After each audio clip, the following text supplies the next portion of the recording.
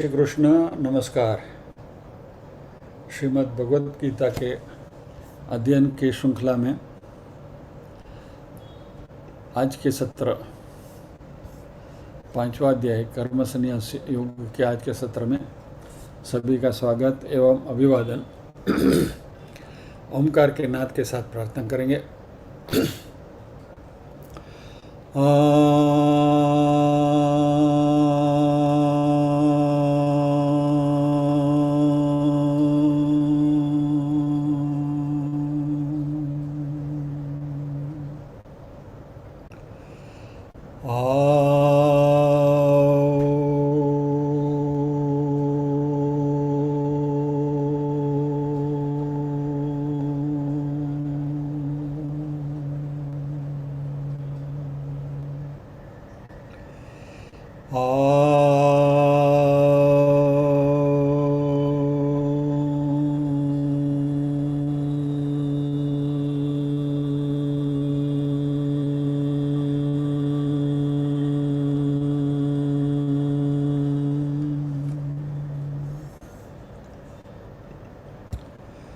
वक्रतुंड महाकाय सूर्यकोटिसमप्रभ निर्विघ्नं कुरु मे देव सर्वकार्येषु सर्वदा।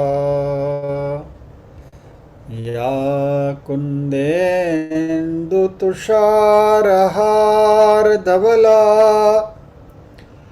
या शुभ्रवस्त्रावृता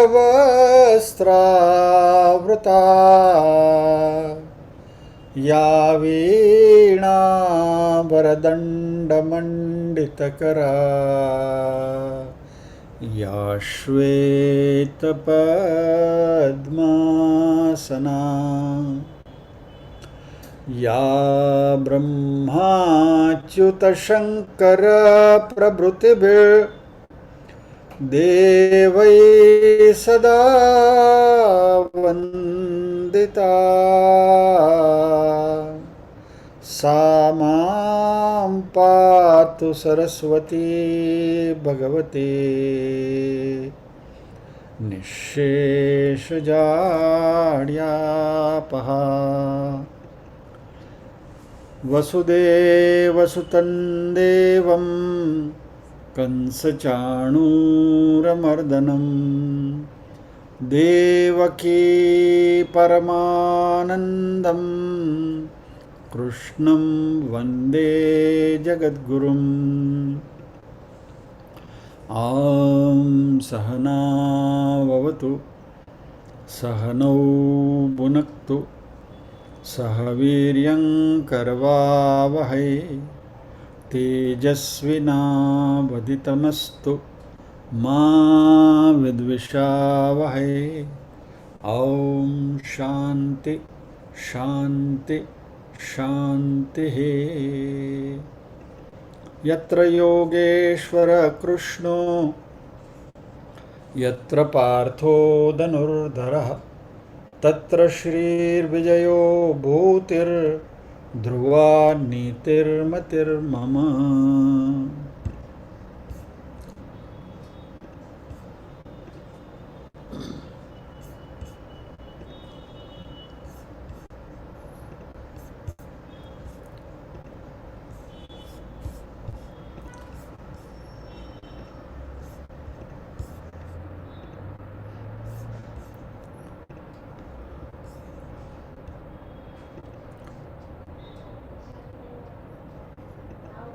शैलाबेन पारायण करेंगे।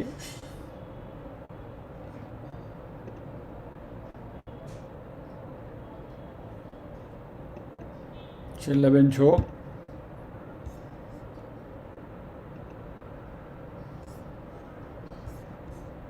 ओके। शैलाबेन is on.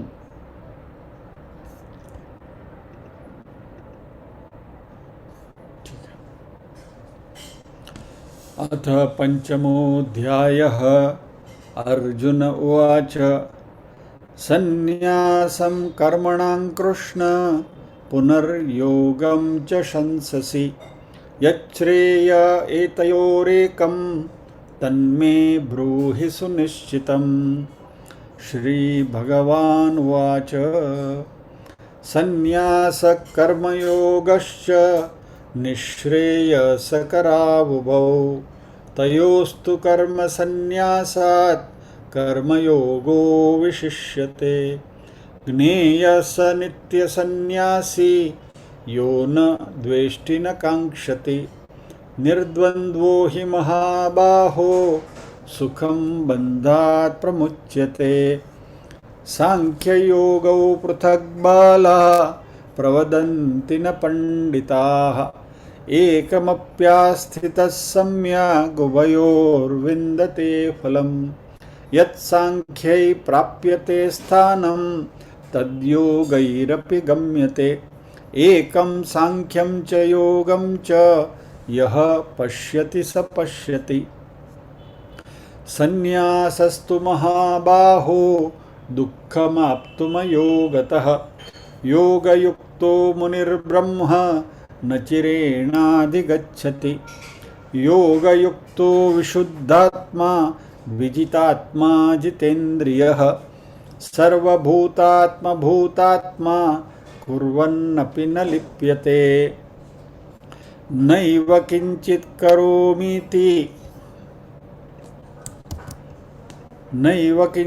करोमीति युक्तो मन्येत तत्त्ववित्। पश्यन् शृण्वन् स्पृशन् जिघ्रन् अश्नन् गच्छन् स्वपैश्वसन्। प्रलपन् विसृजन् गृह्णन् उन्मेषन् निमिषन्नपि। इन्द्रियाणीन्द्रियार्थेषु वर्तन्त इति धारयन्। ब्रह्मण्याधाय कर्माणि सङ्गं त्यक्त्वा करोति यः। लिप्यते न स पापेन पद्मपत्रमिवाम्बसा। कायेन मनसा बुद्ध्या केवलैरिन्द्रियैरपि। योगिनः कर्म कुर्वन्ति सङ्गं त्यक्त्वात्मशुद्धये। युक्तः कर्मफलं त्यक्त्वा शान्तिमाप्नोति नैष्ठिकीम्। अयुक्तः कामकारेण फले सक्तो निबध्यते।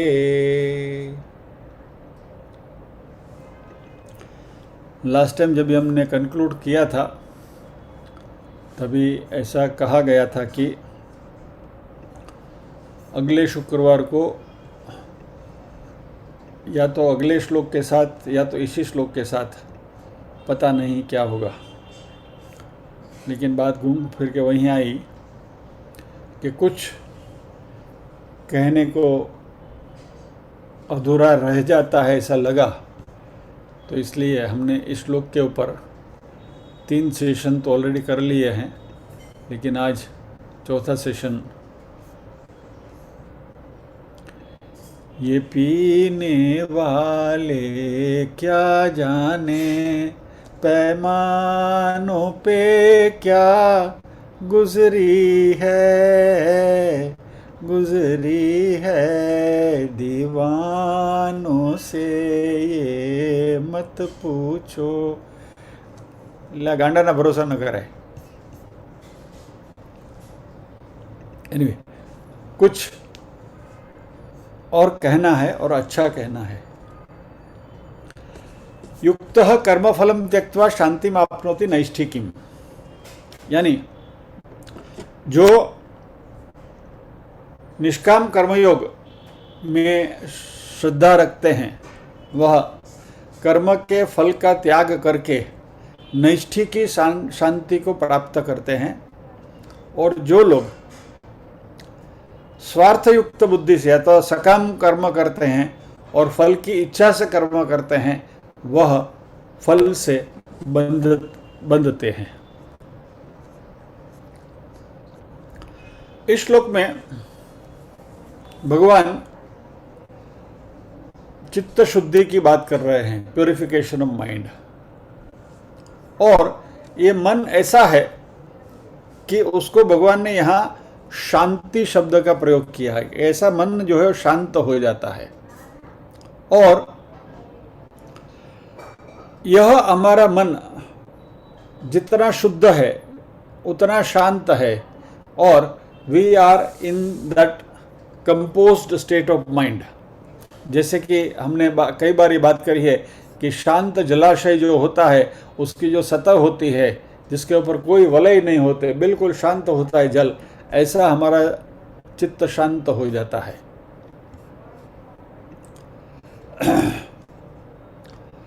यह शांति क्यों मिलती है? क्योंकि यदि हमने अपने आप को राग और द्वेष से परे कर लिया और निष्काम कर्मयोग का जीवन यदि हम जी रहे हैं तो ये शांति मिलेगी, क्योंकि हमने प्रसाद बुद्धि अपना ली है। वी हैव एक्सेप्टेड द प्रसाद बुद्धि। प्रसाद बुद्धि यानी कि जो भी आता है वो स्वीकार्य है। इस बात के ऊपर ध्यान दें। हम ज्यादातर यह कहकर संतोष लेते हैं कि परमात्मा जो भी करते हैं वो अच्छे के लिए करते हैं, तो इसमें हम परमात्मा के ऊपर एक कंडीशन थोप देते हैं, रिस्पॉन्सिबिलिटी थोप देते हैं कि आपको जो भी करना है अच्छे के लिए करना और वो मुझे अच्छा लगना चाहिए। यानी we are doing some barter with Paramatma there by saying this कि परमात्मा जो भी करते हैं वो अच्छे के लिए करते हैं। नहीं, परमात्मा जो भी करते हैं वो मुझे स्वीकार्य है। मैं अच्छे बुरे के I will not sit on the judgment कि वो अच्छा है कि बुरा है।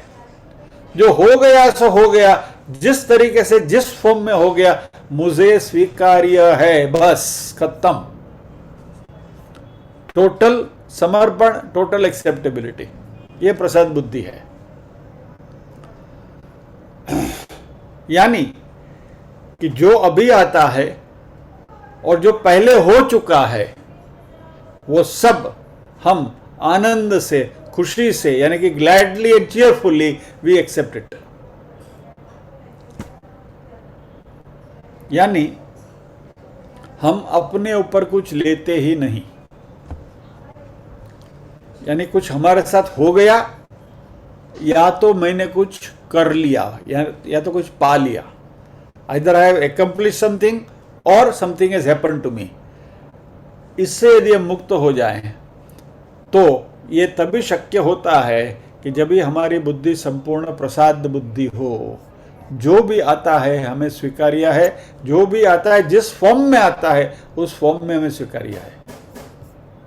So we are not implying any condition on the परमात्मा की जो भी करेंगे अच्छे के लिए करेंगे, नहीं, जो करेंगे हमें स्वीकार्य बस। और जब ये बात आती है तो हमने भूतकाल में जो भी गलतियां करी हैं उसका गिल्ट हमारे मन में रहेगा नहीं, क्योंकि जो होना था हो गया। मान लीजिए कि हमने कोई गलती करी है, जानबूझ के भी कोई गलती करी है, लेकिन वो एट दैट पर्टिकुलर टाइम वो हो गई है, बात खत्म हो गया। अभी उसका जो भी हमें फल मिलना है वो एट इट्स रिस्पेक्टिव टाइम वो फल मिलेगा, जिस फॉर्म में आएगा हमें स्वीकार्य है। एंड देयरफॉर ये बात यदि मन में हमने तय कर ली तो भूतकाल में किए गए किसी भी कर्मों के ऊपर हमारे मन में गिल्ट नहीं रहेगा। And because that guilt goes away we are not dictated by any राग और द्वेष। मान लीजिए कि आपने किसी को ₹1,00,000 दे दिया मदद करने के लिए, तो हमारे मन के ऊपर वो भार रहता है। अभी उसका देखो अच्छा हो गया क्योंकि मैंने उसको ₹1,00,000 दिया था ना, तो राग हो गया। या तो वैसे ही द्वेष तो काफ़ी हमारे मन में होते ही हैं। उसने पहले ऐसा किया था, मुझे गाली दी थी, देखो अभी क्या कैसा हो रहा है उसका, मुझे मेरे को बोल रहा था, अभी देखो उसकी परिस्थिति भगवान ने कैसे कर दी, वो द्वेष हो गया। Don't sit on the judgement of any such things. जो भी हो गया, बात खत्म हो गई। Get out of the guilt, get out of the राग द्वेष। भूतकाल में से संपूर्ण बाहर निकल जाओ। ऐसा जब हमारा मन होगा तो जो हम बात करते हैं ना कि शांत सरोवर की जो सतह होती है, ऐसा हमारा मन हो जाता है धीरे धीरे। ये प्रैक्टिस करने जैसी बात है। तो जब तक हमारा राग और द्वेष, अवर लाइक्स एंड डिसलाइक्स, वह हमारी प्रवृत्ति को ड्राइव करते हैं, डिक्टेट अवर एक्टिविटीज, तब तक हमें फ्रस्ट्रेशन आएगा, गुस्सा आएगा, मायूसी आएगी, डिस्पॉन्डेंसी आएगी, सब कुछ आएगा, क्योंकि राग द्वेष की वजह से ये जो भाव जो हैं उसको हम अवॉइड नहीं कर सकते।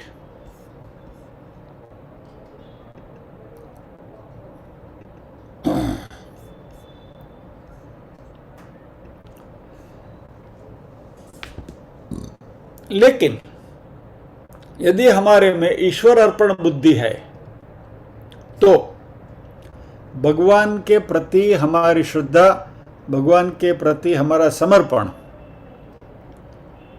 और परमात्मा ही के बारे में सोचना या तो परमात्मा को हमारे मन में रखना, वही हमारा धर्म है। और यदि इसी धर्म का हम पालन करते रहेंगे तो हम परमात्मा के साथ हमेशा जुड़े रहेंगे। Will be in harmony with the Lord, with the God.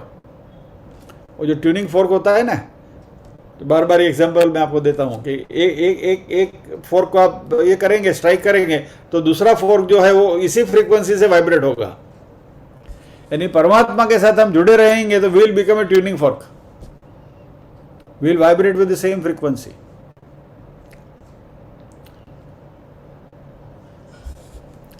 और जब भी कुछ हम सही करते हैं तो हमारे मन में एक शांति मिलती है कि हाँ, हमने जो किया सही किया, अच्छा किया।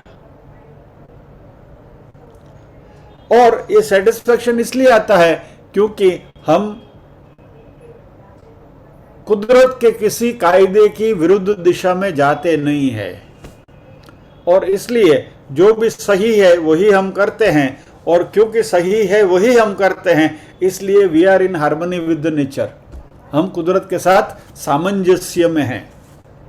तो वहां फिर कोई कॉन्फ्लिक्ट नहीं है, कोई तनाव नहीं है। और यह तनाव की अनुपस्थिति या तो this absence of the conflict is the शांति, इससे हमको शांति मिलती है। लेकिन यदि हम धर्म की विरुद्ध दिशा में गए, हमारे राग द्वेष से डिक्टेट होकर, हमारे राग द्वेष के इन्फ्लुएंस में आकर, और if we get into a situation of conflict, तो अशांति होनी ही होनी है।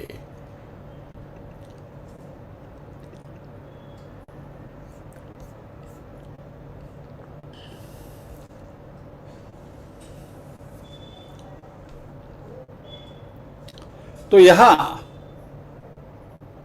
युक्त की जो बात यहां भगवान कर रहे हैं वह कर्मयोगी की बात करते हैं, और वो ऐसे व्यक्ति की बात करते हैं कि जो अपने सभी कर्म धर्म के अनुसार करते हैं।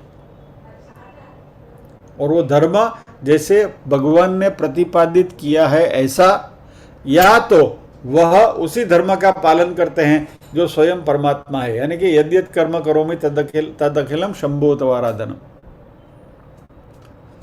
और धर्म यानी कि हमारे जो संसार के जो नीति नियम हैं, उस धर्म को यदि हम ईश्वर का ही आदेश मानकर चलें तो क्या होगा, हमारे और परमात्मा के बीच में मास्टर और सर्वेंट की रिलेशनशिप बन जाएगी। जो बात मैं बार बार कहता हूँ, बे वो हमारा सेठ है और हम उसके नौकर हैं।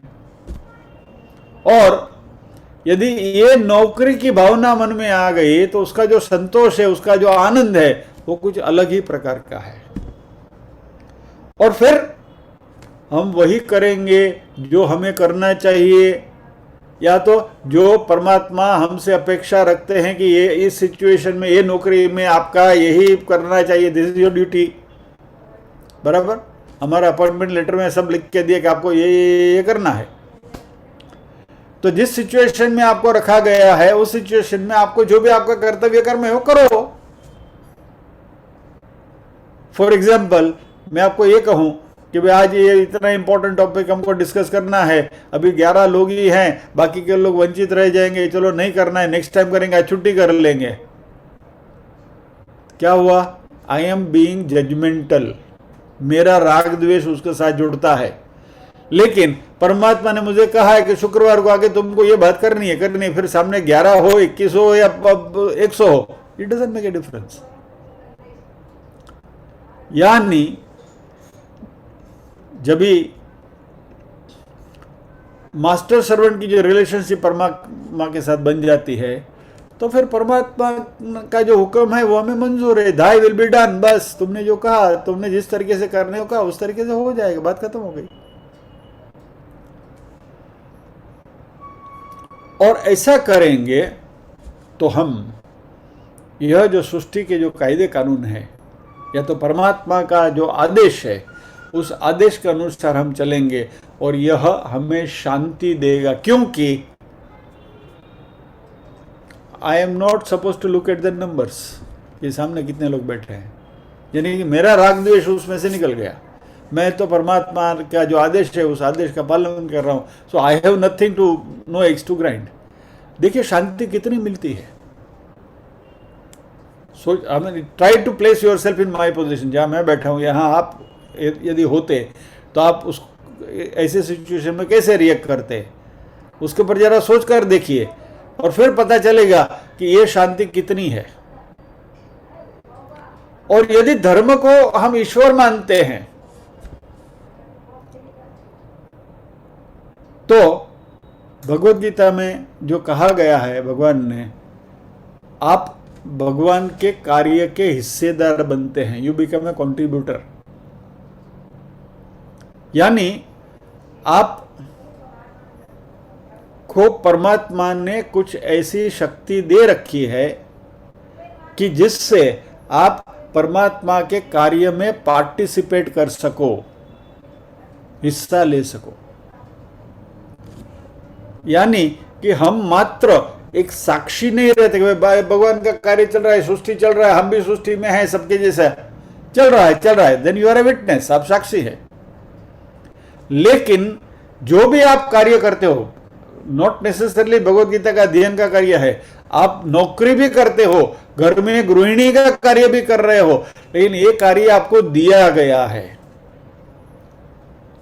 प्रत्येक शरीर को कोई न कोई कार्य भगवान ने सौंपा है ये सृष्टि चलाने के लिए। Each and every body has been assigned some specific job. और ये हमें एनालाइज करना है, ये हमें देखना है कि मुझे कौन सा कार्य सौंपा गया है और ये कार्य मैं पूरी निष्ठा से करूं। तो ये परमात्मा का कार्य हो गया। यदि ये हो गया तो then you are not a witness, you are a participant. आप परमात्मा के उस कार्य में सहभागी हो रहे हैं। और ये क्या है कि इस सृष्टि को सही तरीके से चलाने में परमात्मा ने जो योजना बनाई है, उस योजना के आप भी एक छोटे से हिस्सेदार हो। राइट? रामायण में वो कहानी आती है ना, वो स्क्विरल की, कि जब भी समुद्र के ऊपर पुल बांधना था तो एक स्क्विरल वहां अपनी पूंछ में से पानी निकाल कर बाहर करे थे। राम जी ने आके पूछा क्या कर रही हो, तो बोले मैं समुद्र को सुखा रही हूं। अभी उसमें आप लॉजिक लगाने जाओगे, दिमाग लगाने जाओगे तो सोचोगे अरे ये कब ये स्क्विरल अपने आप को समझती क्या है और कब ये पूरा करेगी। But the squirrel is participating in God's action. परमात्मा के कार्य में किसी न किसी तरीके से वो सहभागी हो रही है। तो हम ऐसे एक स्क्विरल भी बन सके, बहुत हो गया हमारे लिए। और यह इस तरीके से करना है कि जो भी हम करते हैं, यह कार्य हमें परमात्मा ने सौंपा है, इस कार्य में हमें अपना पूरा 100% योगदान देना है। You have to become a participant. और यह पार्टिसिपेशन इज नथिंग बट जो करना है वो करना चाहिए, और जब करना है तब उसको करना भी है। यानी जब भी करना है वो भी, यानी time and the quality of the work, both are important.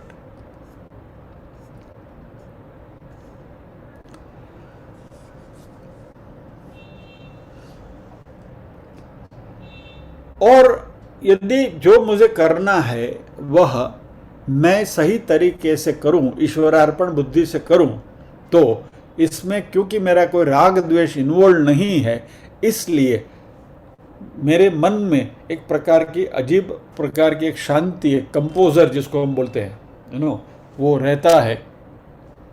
और क्योंकि ईश्वरार्पण बुद्धि से हम करते हैं, तो हम अपने कर्म का सभी फल जो है वो उसकी इच्छा छोड़ देते हैं।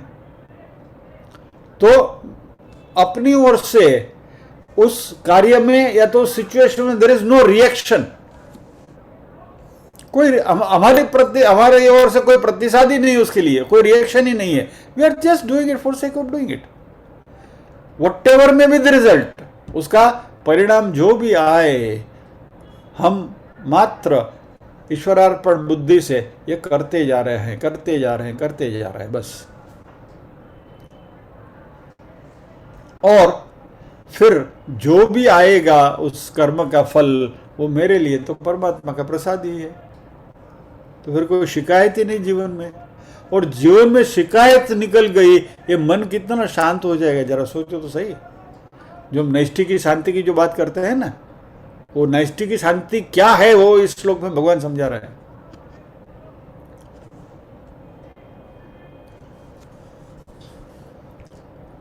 क्योंकि कोई भी कर्म हम हमारे राग द्वेष को सेटिस्फाई करने के लिए हम नहीं कर रहे हैं, इसलिए उस कर्म के साथ या तो उसके फल के साथ हमारा कोई अटैचमेंट नहीं है।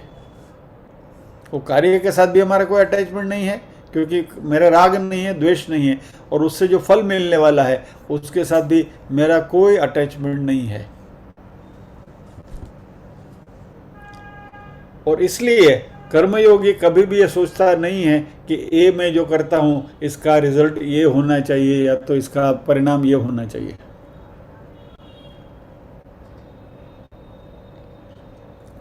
और ये अपेक्षा छोड़ दी तो हम तनाव मुक्त हो गए। आज के ज़माने में हम कहते हैं बहुत प्रेशर है, बहुत प्रेशर है, तनाव का जीवन है, life is full of stress. Stress आते हैं कहाँ से? हमारे राग द्वेष से, हमारी एक्सपेक्टेशन की वजह से स्ट्रेस आता है। कोई भी कार्य हम करते हैं, उसके सामने हमारी एक्सपेक्टेशन, मैंने ये किया तो उसके सामने मुझे ये रिजल्ट मिलना चाहिए, अभी वो रिजल्ट नहीं मिलता है, यू आर स्ट्रेसफुल।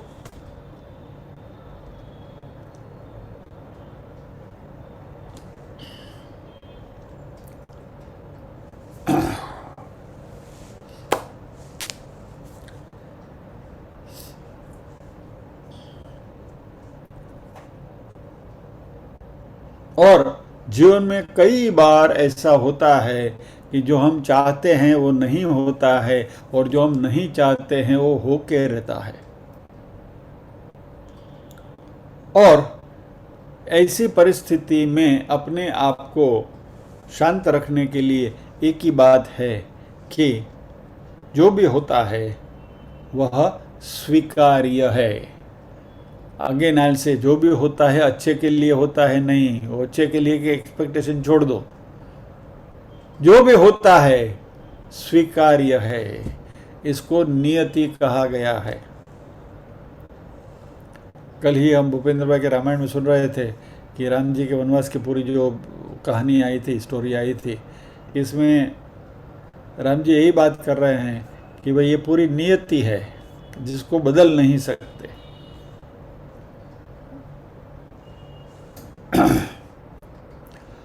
कोई लाख करे चतुराई, कर्म का लेख मिटे नारे भाई, कर्म का लेख मिटे नारे भाई।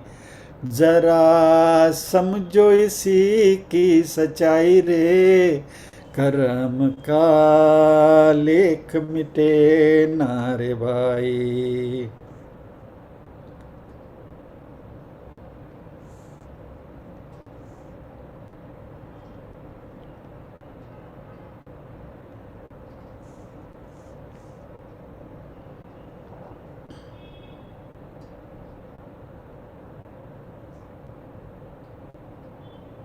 आ गया।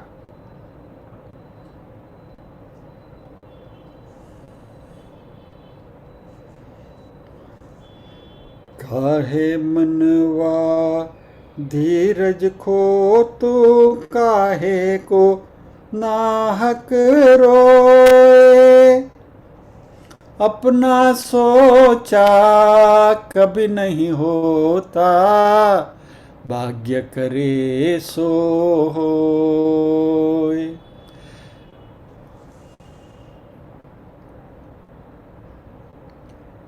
इस दिन किसी किस्मत के कारण बन को गए थे रघुराई रे। करम का लेख मिटे ना रे भाई, करम का लेख मिटे ना रे भाई।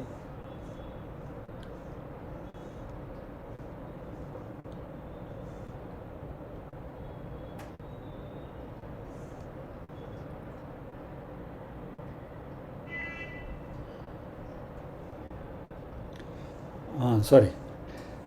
इस दुनिया में भाग्य के आगे चले ना किसी का उपाय। कागज हो तो सब कोई बाँचे, कर्म न बाँचा जाए।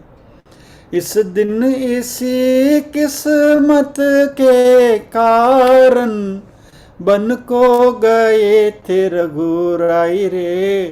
करम का लेख मिटे ना रे भाई, करम का लेख मिटे ना रे भाई। काहे मनवा धीरज खोता, काहे तू नाहक रोए। अपना सोचा कभी नहीं होता, भाग्य करे सो होए। चाहे हो राजा चाहे भिखारी, ठोकर सभी ने यहाँ खाई रे। करम का लेख मिटे ना रे भाई, करम का लेख मिटे ना रे भाई। कोई लाख करे चतुराई रे, करम का लेख मिटे ना रे भाई।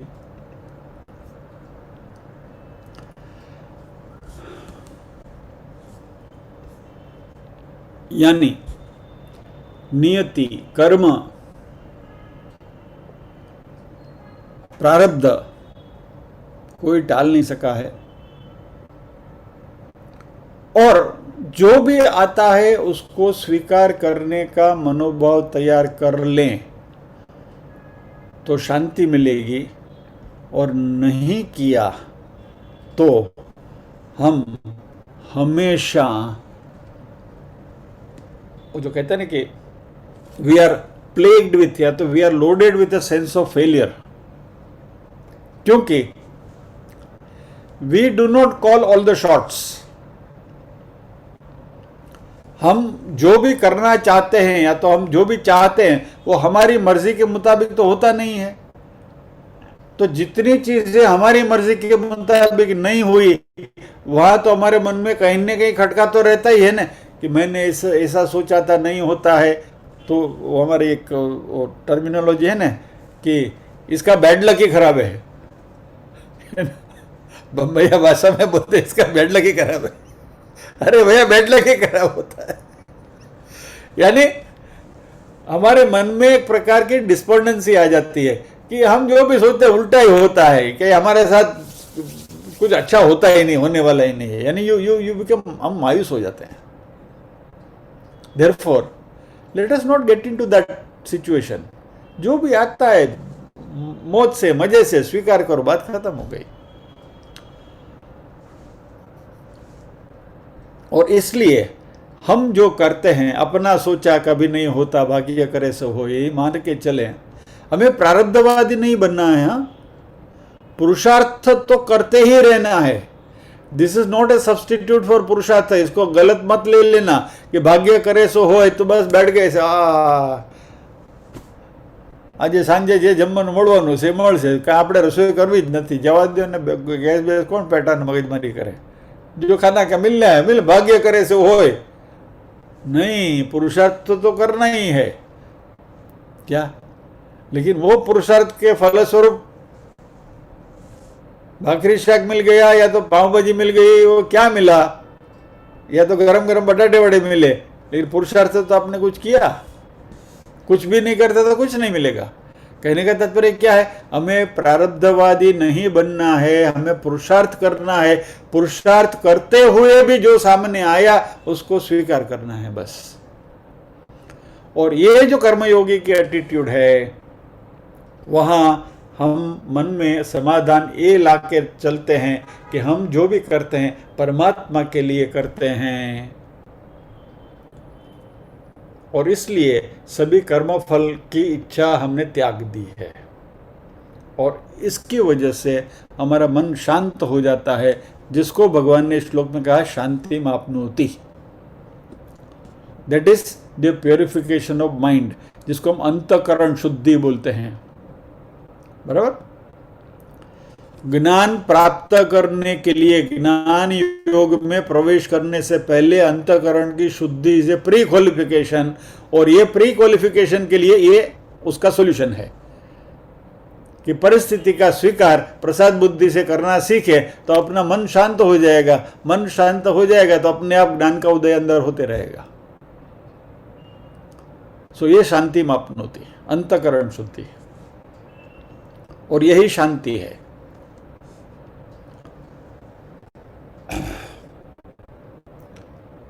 बिना किसी तकरार के, बिना किसी कंप्लेन के, शिकायत के, जो भी आता है स्वीकार्य है, बस खत्म।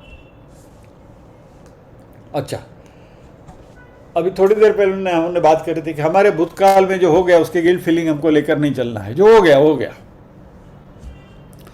मान लीजिए कि आप अपने वो भूतकाल को एक्सेप्ट नहीं करते हैं, you don't want to accept your past, who will suffer? और किसी को तकलीफ होने वाली है? पहली बात तो ये कि लोगों को आपके भूतकाल कई लोग जानते नहीं हैं, और जो जानते भी हैं उनको उसके साथ कोई लेना देना नहीं है। बराबर। इन्हें तो कोई स्नान सूतकનો संबंध નથી कि તમે હું કરી તું। लेकिन जो भी उसके लिए तकलीफ होने वाली है, हम किसको होने वाली है? हमें ही होने वाली है। बराबर। Who will suffer? We will suffer. Now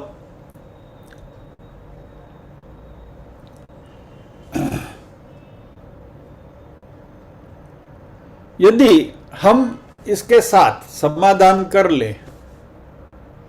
कि भाई तभी अज्ञान वृत्ति थी, जानकारी नहीं थी, बुद्धू थे, डूबा था, ठड़िया था, जे था ही हो गया, चलो खत्म, उसको छोड़ो and walk over it, walk over your past. हमेशा भूतकाल के ऊपर से चल के निकल जाओ। Don't brood over your past, because that will create a feeling of guilt in our mind, and that guilt causes the biggest disturbance in our mind, and that disturbance does not give us the shanti। और ये शांति नहीं मिलेगी तो ज्ञान के लिए हमारा अंतःकरण तैयार नहीं होगा। जो भी गलती करी है भूल जाओ उसको। हाँ, उसमें से जो लेसन सीखने हैं, पदार्थ पाठ सीखने हैं, वो सीख लिए हमने। तो ये गलती हो गई, इसकी वजह से ये कंसिक्वेंसेस हुए थे। बराबर। अभी दोबारा ऐसी गलती ना हो उसके लिए चौकन्ना रहना है। भूल जाना इसका अर्थ है नहीं कि वही गलती दोबारा करते रहना है। क्या? We have to learn from the mistakes of the past. That is why history is taught to us, but we are not required to brood over our past. So that is a lesson. Now, कर्मयोग कोई पद्धति नहीं है या तो कोई technique नहीं है। Let us understand this. ये शांति प्राप्त करने के लिए कोई कार्य पद्धति नहीं है। There is no technique. क्योंकि यदि ये कोई टेक्निक रहती थी, कार्य पद्धति रहती थी, तो कोई ना कोई कार्य पद्धति जो है वो समय जाते हुए वो ऑब्सोलीट होने लगती है।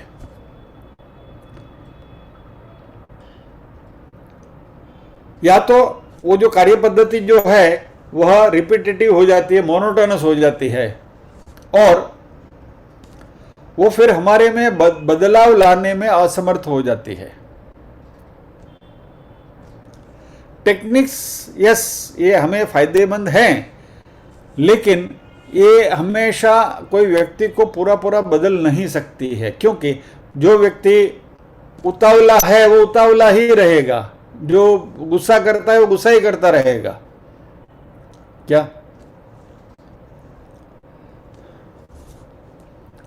और ये जो टेक्निक जो है वह, यहां जो शांति की भगवान बात कर रहे हैं वह तो मिलेगी ही नहीं।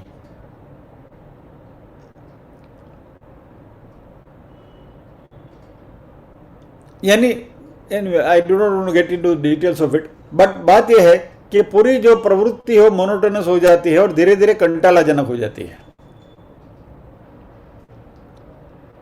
और वट एवर हैपन्स, शांति प्राप्त नहीं होती। ओके, चलो एक एग्जाम्पल लेते हैं। मान लीजिए कि आप माथेरान जाकर आए, चलो, और बहुत अच्छा लगा, राइट, यू एंजॉयड। तो क्या हुआ, माथेरान गए तो बम्बई की भीड़ भाड़ से बाहर निकले। वहाँ अभी तो वहाँ भी भीड़ भाड़ है, लेकिन मान लीजिए कि नहीं है वहाँ भीड़, तो वहाँ हम गए, भीड़ भाड़ से बाहर गए, कोई अच्छी हिल स्टेशन पर गए, चलो, वेरेवर यू वेंट, और वहाँ आपको थोड़े दिन के लिए शांति मिली। बट वह जो खुशी है और उस खुशी की वजह से जो शांति की अनुभूति होती है वह वहाँ की जो सिचुएशन है उसके ऊपर है, बिकॉज क्योंकि वहाँ हम राग देश तो साथ में लेकर चलते हैं, राइट। मान लीजिए कि आप यहाँ से गणपति पुले गए, चलो गणेश जी का दर्शन करने के लिए जाते हैं, और फिर वहाँ आप गए तो you went there with an expectation कि समुद्र के किनारे पर जाएंगे, टहलेंगे और समुद्र का दर्शन करेंगे, वहाँ का आनंद लेंगे, वो लेंगे। और जब भी आप गए वहाँ तो समुद्र में ओट थी, पानी इतना बहुत दूर था, तो जो एंजॉयमेंट आपको करना था वो आप नहीं कर पाए, तो आपको अरे अरे व्यर्थ गया, फुकट फेरा गया, हम तो क्या क्या एक्सपेक्टेशंस करके गए थे। ठीक है, गणेश जी का दर्शन तो हुआ लेकिन समुद्र दर्शन नहीं हुआ। यानी your happiness is gone, because your happiness is gone, you went with an expectation, your expectation is not fulfilled, happiness is gone, because of that Shanti is gone। मान लीजिए कि वो आपको मिल गई शांति वहां, और आपने तय किया, हमारा मन जो है ना वो इट्स वेरी वेरी, वो लॉजिक इमीडिएटली पकड़ लेता है, तो हमने मन ने कहा गणपति पुले जाते हैं तो शांति मिलती है, तो बार बार जब भी कंटल आया सीधा पहुंच गए गणपति पुले। ये जो बम्बई के कई जो एलिट लोग जो हैं वो महाबलेश्वर में वगैरह अपना एक बंगलो बना के रखते हैं, खंडाला में, महाबलेश्वर में, बराबर। तो शुरू में जब नया नया बंगलो होता है ना, एवरी वीकेंड चलो महाबलेश्वर चलते हैं, चलो खंडाला चलते हैं, चलो खंडाला चलते हैं। साल, 1.5 साल, 2 साल के बाद क्या होता है, वहाँ के जो नौकर चाकर हैं वही वो बंगलों का मजा लेते हैं, because law of diminishing returns, 1 बार गए, 2 बार गए, 5 बार गए, 10 बार गए, मोनोटोनस हो गया। क्या अनदर एग्जाम्पल हम लेते हैं, चलिए। मान लीजिए कि आपको भूख लगी है और किसी ने आपको ब्रेड की 2 स्लाइस दे दी, कड़ाके की भूख लगी है, खाली 2 स्लाइस ब्रेड की दे दी आपको, तो आपको ब्रेड की 2 स्लाइस भी मीठी लगेगी, बराबर।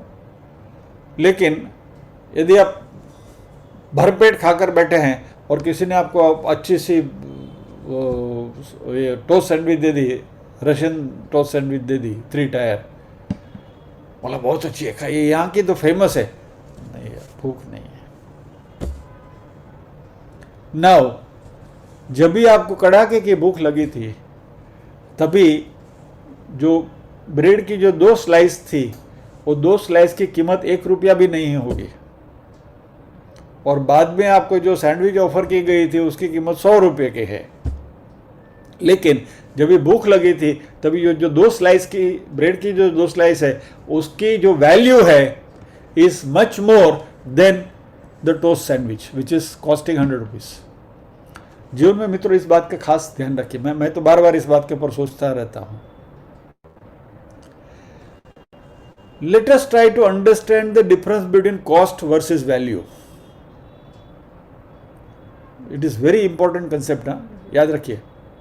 कॉस्ट वर्सेस वैल्यू, उसकी कीमत क्या है और उसकी यूटिलिटी वैल्यू क्या है। आज उसका ये क्या है। One more example I will give you. मान लीजिए कि आपको बुखार आया है, पैरासिटामोल की एक ही टैबलेट आपको तभी मिल जाए जिसकी कीमत 4 आना भी नहीं है, 1 रुपया है, चलो राइट। वो 1 रुपये की गोली जब भी आपको चाहिए तभी मिल गई, फाइन। लेकिन वो फीवर एग्रेवेट हो गया, टाइम पे वो गोली नहीं मिली, and then it develops further complications. आपको हॉस्पिटल में जाके लाख रुपया का खर्चा करके आना पड़ेगा। बट यदि टाइम पे वो 1 रुपये की गोली मिल गई होती तो बात बन जाती थी। तो the value of that 1 rupee cost tablet is equivalent to 1 lakh rupees. So the difference between cost and value is very very important।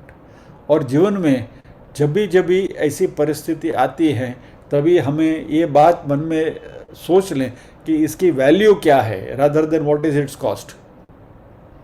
कभी कभी हमको ऐसा लगता है कि हम पैसे फेंक रहे हैं, लेकिन एट दैट पर्टिकुलर मोमेंट वो पैसे फेंक देना अच्छा है, rather than trying to think of the cost of अरे नहीं इसका कोई 100 रुपये थोड़ा दे सकते हैं इसके लिए। बट वो 100 रुपये की यूटिलिटी वैल्यू जो है is much more than that. इस बात के ऊपर I mean you know practically जीवन में ऐसे कई प्रसंग आते हैं, इसके ऊपर आप सोचते रहिए। और ये कॉस्ट वर्सेस वैल्यू का जो इक्वेशन है उसको यदि बराबर समझ लेंगे तो शांति मिलेगी। अब ये जरूरी है, कर लिया, चलो बात खत्म हो गई। इसी तरह कर्मयोग भी कोई टेक्निक नहीं है प्राणायाम की जैसी। प्राणायाम भी हमको शांति देता है। थोड़ी देर बैठते ओमकार की बात हम कर रहे थे, तो ओमकार से भी शांति मिलती है। क्या डिसिप्लिन है, एक प्रकार की शिस्त है, यूजफुल है। बट ये हमको हमेशा शांति नहीं दे सकता, क्योंकि हम 24/7 प्राणायाम नहीं कर सकते, 24/7 ओमकार नहीं कर सकते। तो it has a limited utility, time bound utility. तो कर्मयोग की जो बात यहां भगवान कर रहे हैं वो कोई पर्टिकुलर एक्शन नहीं है, क्योंकि जीवन की कोई ऐसी कोई परिस्थिति या तो सिचुएशन नहीं है कि जहां हमको कर्मयोग का अनुष्ठान करना चाहिए। कर्मयोग हमारी जीवन पद्धति है, निष्काम कर्मयोग। इट इज अवर लाइफस्टाइल, यानी it is not a technique. Technique क्या है? For some time you do it. जैसे माला करते हैं, ओमकार करते हैं, बैठे बैठे कुछ करते हैं, ध्यान करते हैं, जप करते हैं, तो दीज आर ऑल टेक्निक्स। लेकिन निष्काम कर्मयोग जो है वो टेक्निक नहीं है कि you do it for a while and then दिन में आधा घंटा कर लिया, 1 घंटा कर लिया, बात हो गई। नहीं, निष्काम कर्मयोग इज लाइफस्टाइल, हमारी जीवन पद्धति बन जानी चाहिए।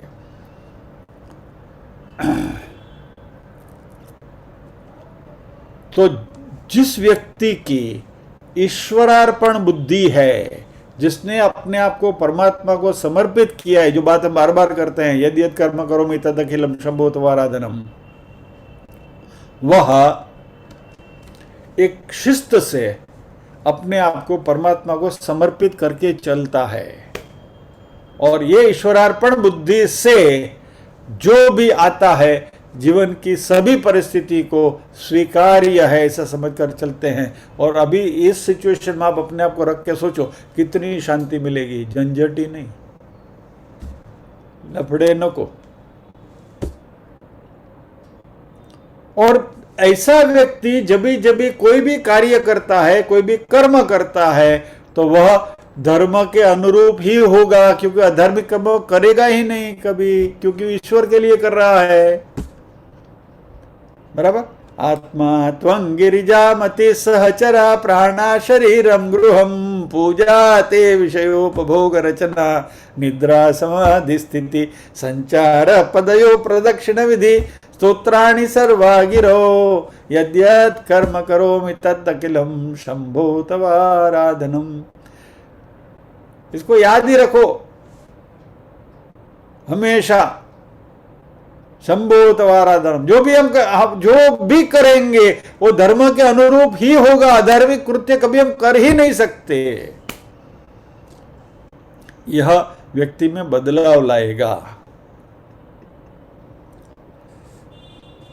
9:03 हुए हैं और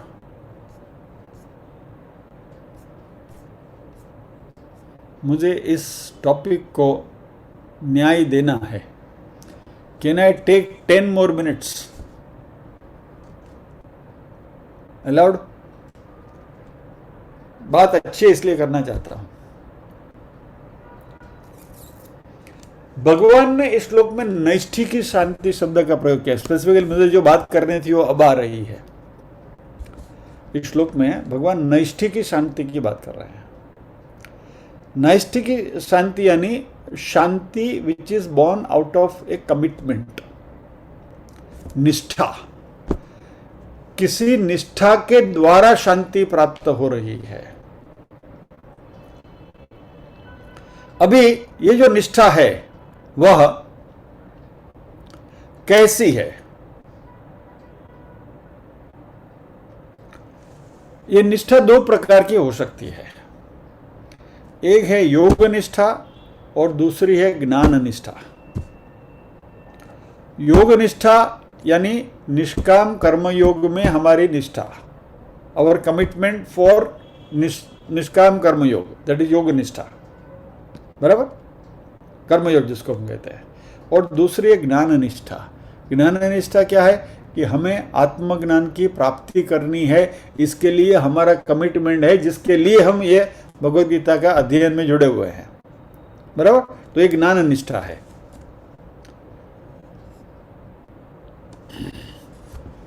तो ये जो शांति जो हमें मिल रही है योग निष्ठा से, निष्काम कर्म योग से, उससे हमारा मन जरूर शांत होता है। और यह शांत मन जो हमारा है वह ज्ञान प्राप्त करने के लिए तैयार होता है, क्योंकि अंतःकरण की शुद्धि होती है। और क्योंकि ये योग निष्ठा हमें इस प्रकार की शांति दिलाता है, क्योंकि अभी हमने ईश्वरार्पण बुद्धि से सब हम करते हैं, जो भी फल आते हैं वो प्रसाद भाव से हम उसका स्वीकार करते हैं, इसलिए मन में जो अननेसेसरी खलबली है वो सब मिट गई है, मन शांत हुआ है। और ऐसा शांत मन जो है वह ज्ञान प्राप्त करने के लिए सुयोग्य बनता है।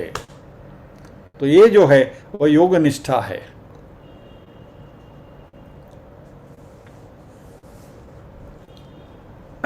और फिर बाद में इस तरीके के शांत हुआ जो मन है वो जब भी शास्त्रों का अध्ययन करता है, और तब जो शांति मिलती है वह शांति जो है वो परा शांति है, यानी कि ये ज्ञान निष्ठा शांति है।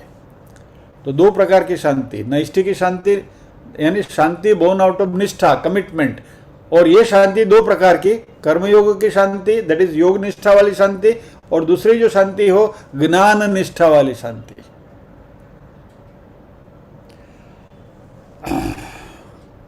तो यहां शंकराचार्य जी ने इसका एक्सप्लेनेशन दिया है कि पहले जो शांति मिलती है वो अंतःकरण शुद्धि होती है।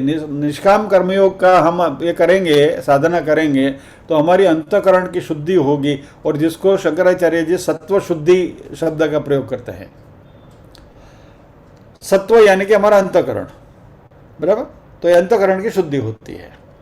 और अंतःकरण की शुद्धि होने की वजह से हमें आत्मज्ञान प्राप्त होता है।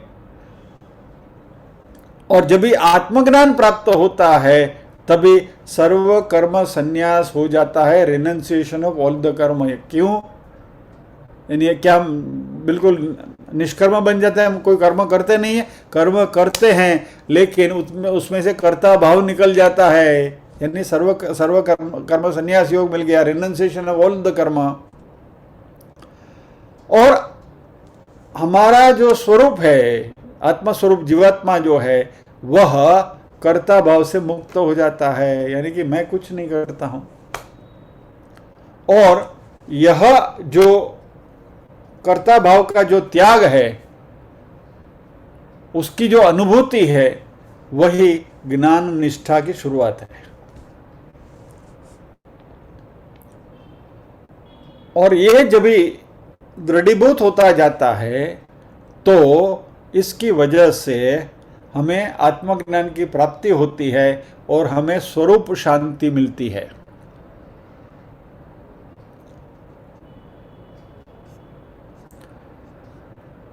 तो कर्मयोग की जो शांति है वह ज्ञान योग प्राप्त करने के लिए की पूर्व तैयारी है। ज्ञान योग प्राप्त करने के लिए आत्मज्ञान प्राप्त होने के बाद जो स्वरूप शांति मिलती है, that is absolute Shanti, that is परा शांति। तो पहली शांति जो है योग शांति, या तो कर्मयोग करने से जो शांति प्राप्त होती है, वहां आनंद मिलता है, बट इट इज टेम्पररी। लेकिन स्वरूप शांति जब भी मिलती है और स्वरूप का जो भी हमें ज्ञान होता है और उसकी वजह से जो आनंद मिलता है, वो जो स्वरूप का जो आनंद है, वो दैट आनंद इज परमानेंट। चिदानंद रूपो शिवोहम शिवोहम।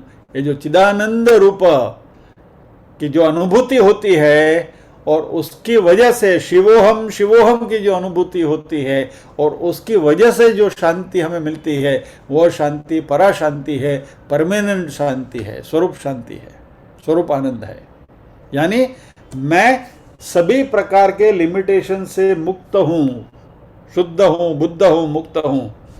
वही निर्वाण षटक का जो लास्ट जो श्लोक है वही है, अहम निर्विकल्पो निराकार रूपो विभुर्व्याप्य सर्वत्र सर्वेन्द्रियाणां सदा मे समत्वं न मुक्तिर्न बंध चिदानंद रूप शिवोहम शिवोहम। ये जो भाव है मन का, ये नैष्ठिकी शांति है, परा शांति है, शंकराचार्य जी कहते हैं।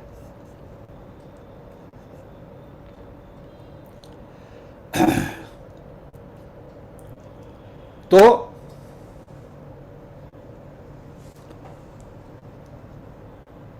पहले कर्मयोग में से शांति मिलती है और ये जो स्वरूप की जो पहचान होती है वह भगवान ने इसी अध्याय के 7वें श्लोक में हमको बता चुके हैं, जिसका हम डिस्कशन कर चुके हैं। योग युक्तो विशुद्धात्मा विजितात्मा जितेन्द्रियः सर्वभूतात्मा भूतात्मा कुर्वन्नपि न लिप्यते।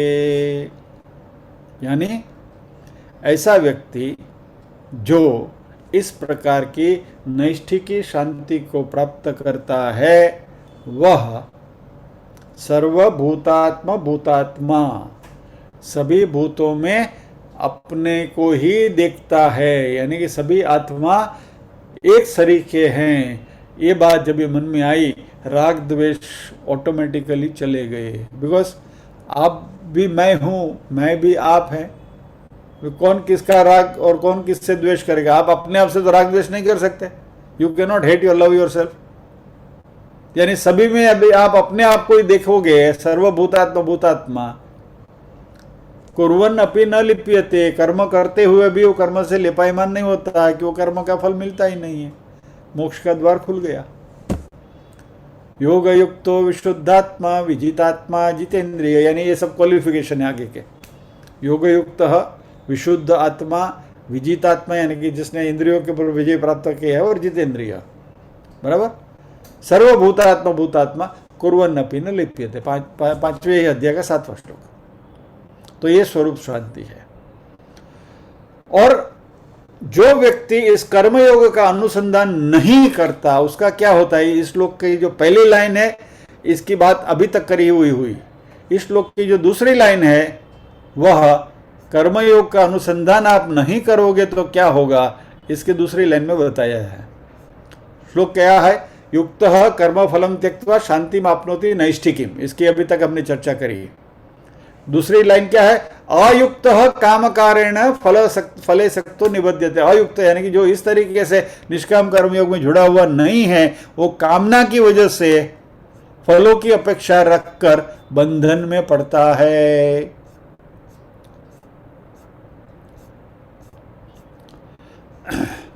तो जो सेकेंड हाफ ऑफ ये जो श्लोक जो है वह पहला हाफ पॉजिटिव है और यहाँ जो नेगेटिव ट्रेट है वो बताई है भगवान ने। तो पहली लाइन में क्या होता है कर्मयोगी बनने से, इसकी बात करी, और कर्मयोग की इस वैल्यू को प्रतिपादित करने के लिए दूसरी लाइन में भगवान ने बताया यदि ऐसा नहीं करोगे, अयुक्त रहोगे तो क्या होगा। तो अयुक्त व्यक्ति जो है वो भगवान के साथ जुड़ा हुआ नहीं है, वह राग द्वेष की वजह से कर्म करता है, अपनी लाइक्स एंड डिसलाइक्स उसके साथ जोड़ता है, और इसलिए वो ईश्वरार्पण बुद्धि से कार्य करता नहीं है, राग द्वेष से कार्य करता है, और इसलिए वह बंधन में पड़ता है। मैं मेरे राग द्वेष की परिपूर्ति के लिए कर्म करता हूँ, फिर तो यहाँ इसके ऊपर जो टोकला जो टर्बुलेंस का जो टोकरा सर के ऊपर आता है वो फिर हमको ही भुगतना है।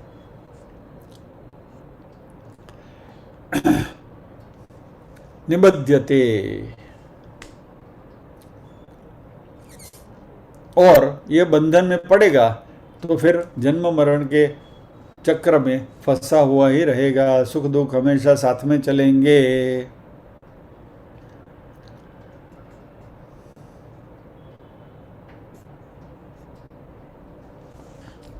तो फर्स्ट इज भगवान अर्जुन से कहते हैं कि इसलिए है अर्जुन तुम निष्काम कर्मयोगी बनो। एक बार कर्मयोगी बनोगे तो तुम्हें नैष्ठिकी शांति प्राप्त होगी, जिसकी वजह से तुम्हारी ज्ञान निष्ठा जो है वह दृढ़ीभूत होगी। और ये ज्ञान निष्ठा कौन सी चिड़िया का नाम है, यह भगवान अगले यानी कि 13वें श्लोक में हमको बताएंगे, जो हम अगले शुक्रवार को इसकी चर्चा करेंगे। तो आज के सत्र को यहाँ हम विराम देंगे, प्रार्थना करेंगे।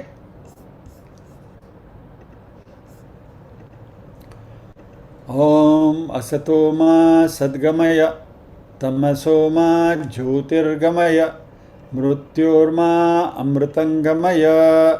सर्वेषां स्वस्तिर्भवतु, सर्वेषां शान्तिर्भवतु, सर्वेषां मंगलं भवतु, सर्वेषां पूर्णं भवतु। लोका समस्ताः सुखिनो भवन्तु, लोका समस्ताः सुखिनो भवन्तु। नाहं कर्ता हरिः कर्ता, हरिः कर्ता हि केवलम्। ओम शांति शांति नैष्ठिकी शांति ही। सभी के हृदय में विराजमान परम कृपालु परमात्मा को वंदन करते हुए आज के सत्र को विराम देते हैं। अगले शुक्रवार फिर मिलेंगे, अब डेफिनेटली अगले श्लोक के साथ। जय श्री कृष्ण।